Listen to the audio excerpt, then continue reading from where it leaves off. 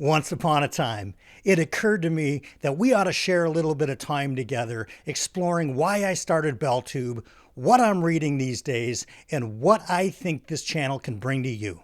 Roll the intro.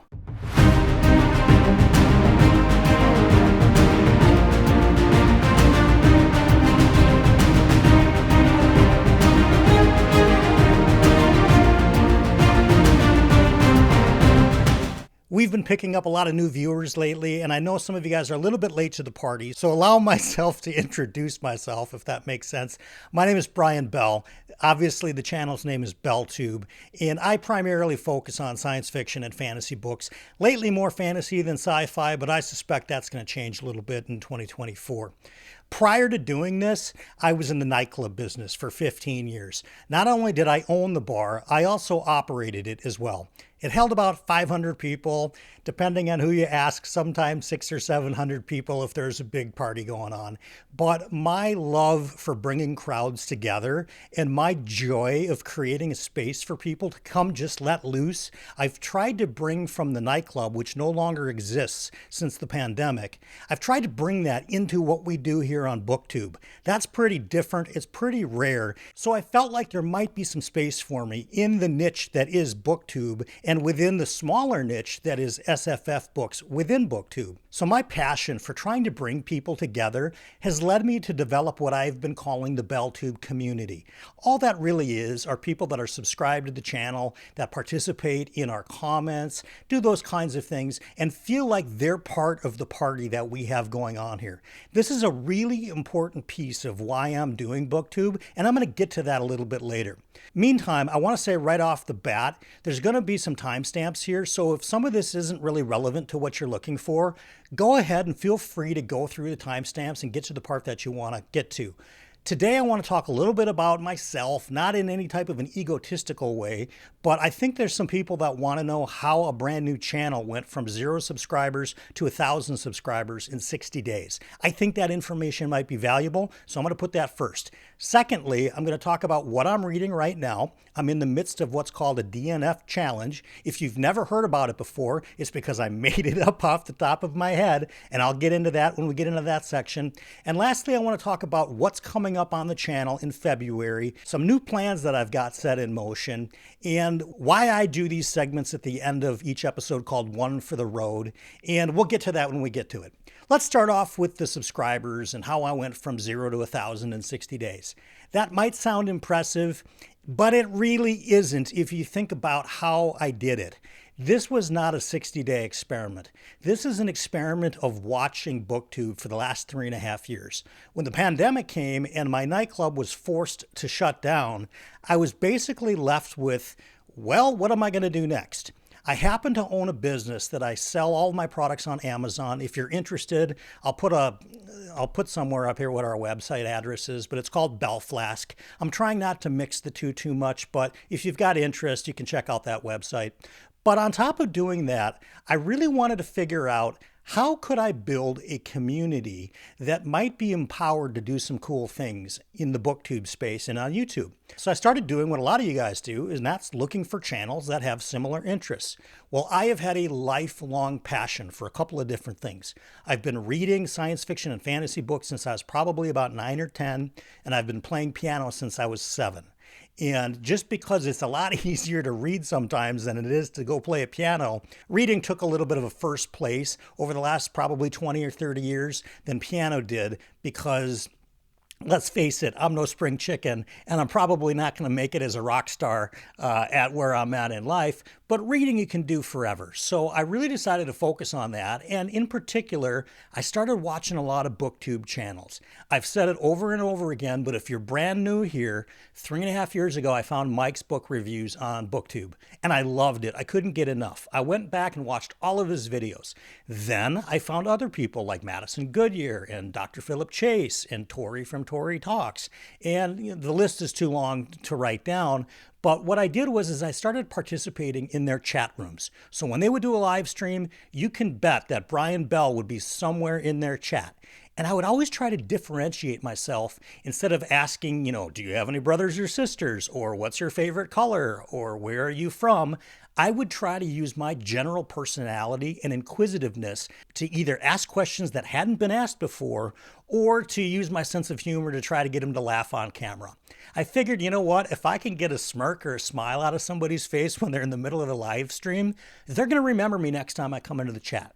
And I put 3 years into doing that. And I'm very fortunate that I happen to have a name, Brian Bell, that is somewhat easy to remember. And when I would come up into those chats and when I would participate in Discords and be in readathons, I just became known as somebody that was very passionate about either winning a readathon or talking people up to get into good books or helping people who are going through kind of like a book slump or a reading slump, helping them to break out of that, using some motivational techniques that I've really incorporated in my own personal life and in my own business life to help people in the Booktube community.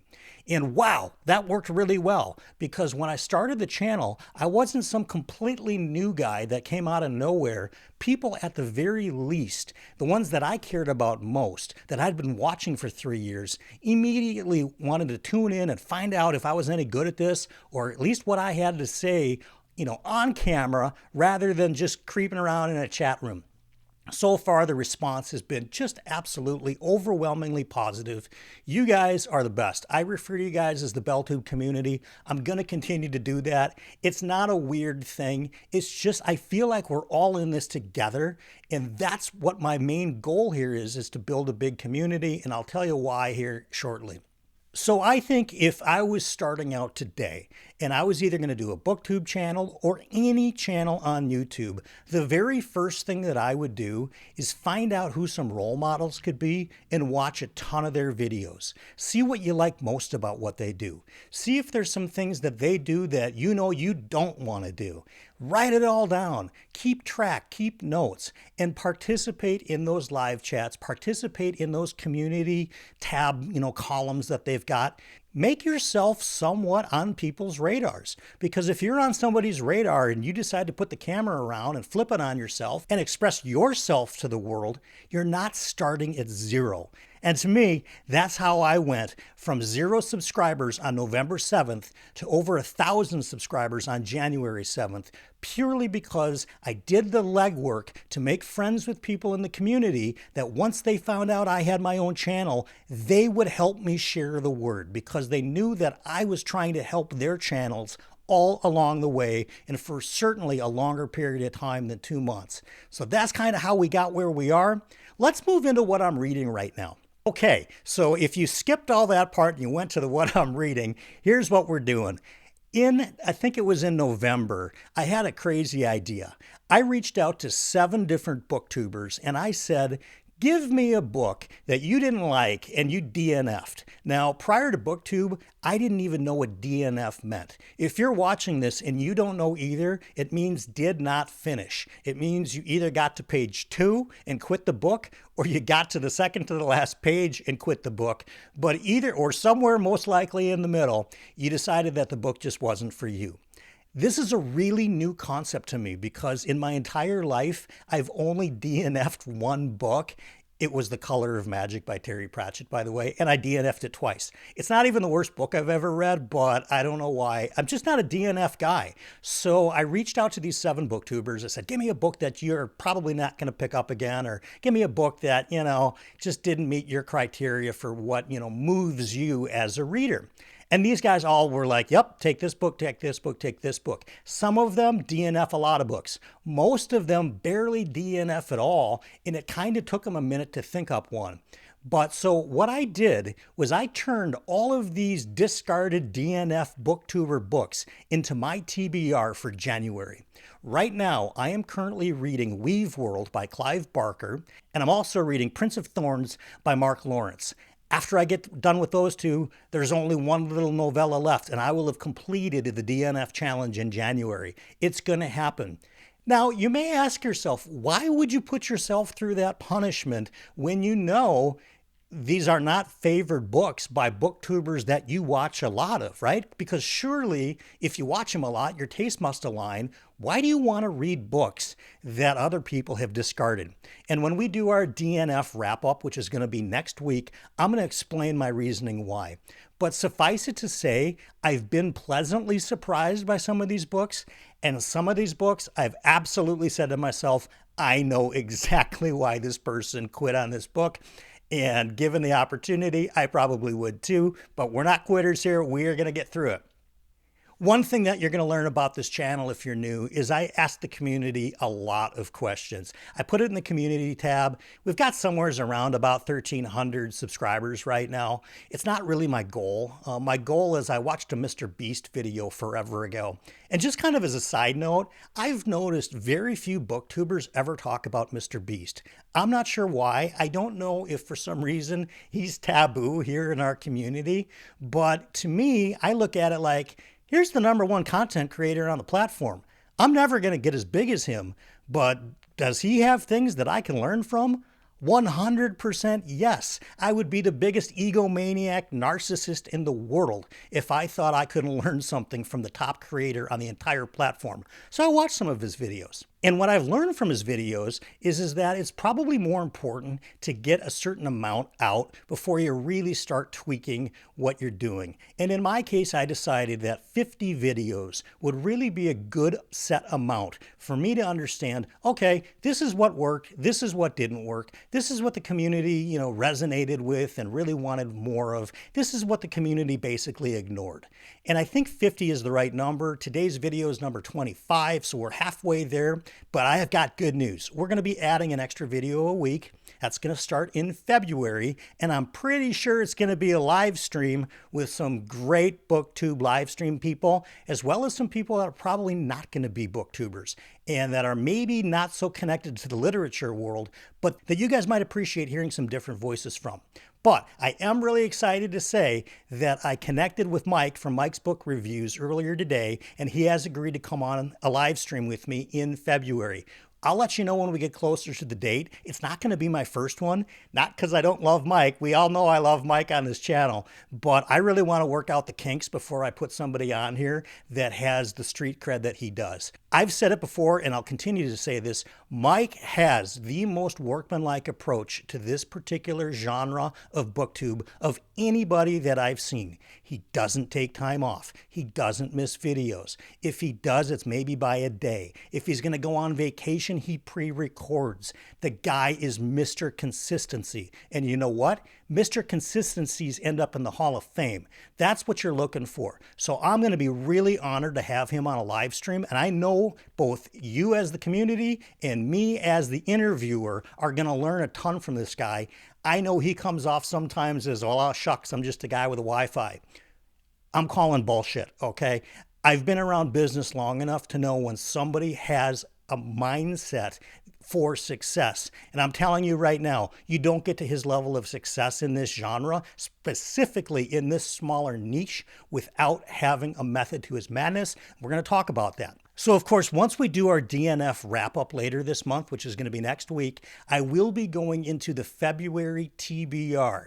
Now, we put up a poll. I'll throw it over here. Actually, it's not a poll. It was more of a community question. Because I'm so new at BookTube, I didn't know you can't make a poll that has 10 possible results. So I did this video saying, which series should I start next? And the community has answered. And the answers are really close. I'm not going to close this thing down till January 31st. So if you want to go take a look at that, take a look at the comments, cast your vote. That's going to be a book series that I start sometime in February. And I'm also going to share with you next week what the remainder of the February TBR is. There's some really exciting stuff in there. If you think about it, I went an entire month, this month of January, without reading a single book that I personally wanted to read. So you can rest assured there's plenty coming in February and in March that I am spectacularly excited about, and it's going to be a great time to be around here.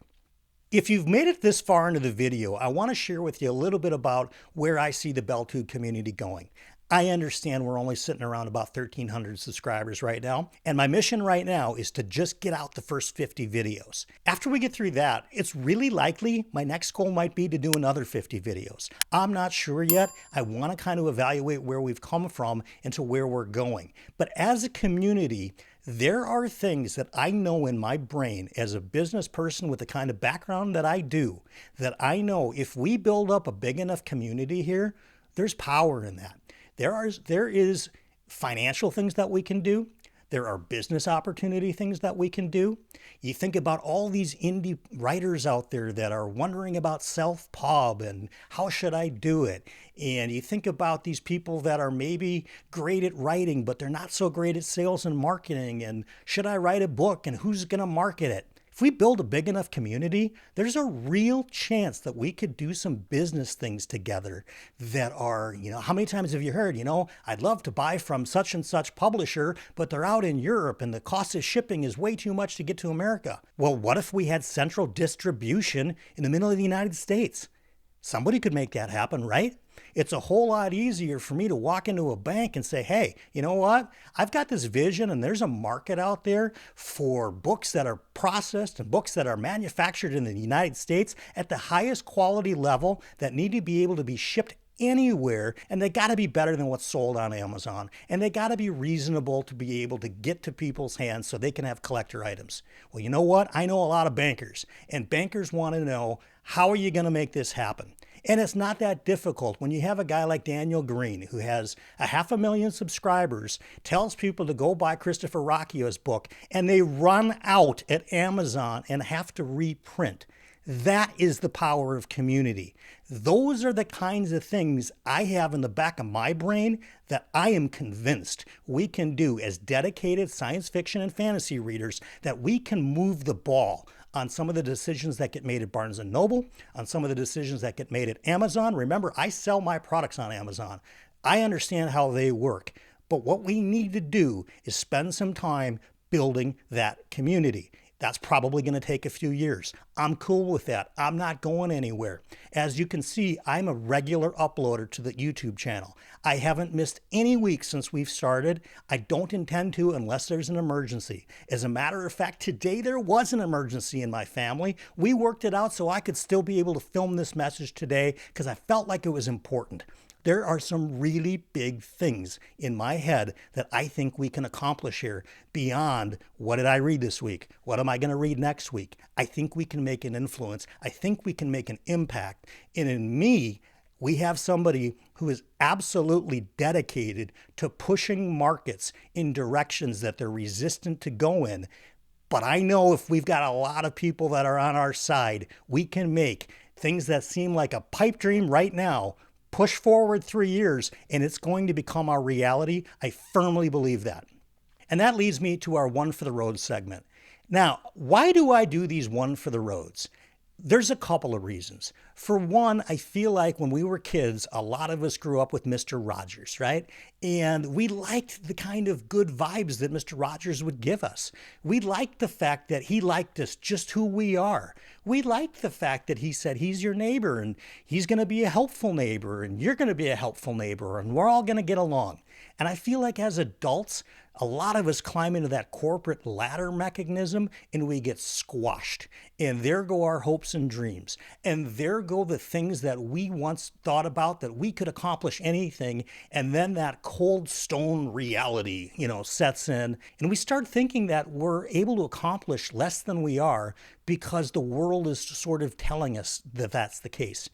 I'm here to tell you through these One for the Roads, that is not the case.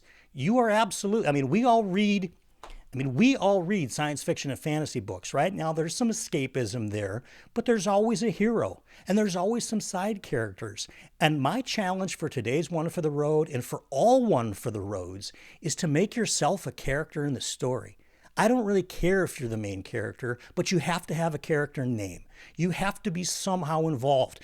I don't care if you're Brian the bar owner or Brian, as it were, the innkeeper, and you're only on 2 pages of the entire saga. At least you had a name. At least you were part of the story. You're not some faceless army grunt walking around, doesn't get a name, gets killed off in some crazy fantasy dragon battle, and you really didn't leave any type of an impact. I'm telling you, side characters leave great impacts just as much as main characters. You can be a main character, you can be a side character, it doesn't matter, but you have to be a named character. And the only person that's going to decide if you're a named character or not is you.